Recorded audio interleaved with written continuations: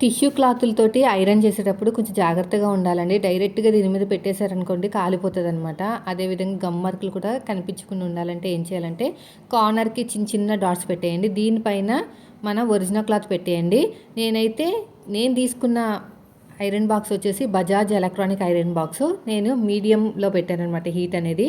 కింద lining cloth పెట్టానా, పైన ఒరిజినల్ క్లాత్ పెట్టానా. ఒరిజినల్ క్లాత్ మీద ఐరన్ చేయలేదు, ఎందుకంటే ఆ కలర్ పోతుంది, మనకి కాలిపోయే ఛాన్సెస్ ఉంటాయి. అందుకు ఉల్టా తిప్పుకుని ఇంకోండి ఇలా ఉల్టా తిప్పుకుని ఐరన్ చేసుకున్నా అంటే తొందరగా అయిపోతుంది. కానీ ఇక్కడ ఒక విషయం మీరు బాగా గుర్తుపెట్టుకోవాలి, మీరు బ్లౌజ్ కుట్టే ముందు మాత్రమే ఈ పని చేయండి, లేదంటే ఊడిపోతుంది అనమాట తొందరగా. ఆ టిష్యూ కదా ఎక్కువ ఉండదు, అందుకని కొంచెం తక్కువే ఉంటుంది. కాబట్టి మీరు ఏం చేస్తారంటే ఇంకా ఒక 5 మినిట్స్లో బ్లౌజులు కుడుతున్నాం అనగా మీరు ముందు అంటించుకుని అప్పుడు కుట్టండి. అన్నీ ఒకేసారి అంటించేసుకుని పక్కన పెట్టకండి. గమ్ అనేది ఒకదానికొకటి అంటుకుపోయే ఛాన్సెస్ కూడా ఉంటుంది అనమాట. నేను జస్ట్ ఇప్పుడే మిషన్ ఎక్కాలి, అందుకని ఇప్పుడు కుడుతున్నాను. ఇలా డైరెక్ట్గా ఐరన్ చేయకండి. నా దగ్గర హీట్ అనేది తక్కువ అయింది, అందుకని చేశాను. కానీ మీరు మాత్రం చేయకండి. వీడియో నచ్చితే లైక్ చేయండి.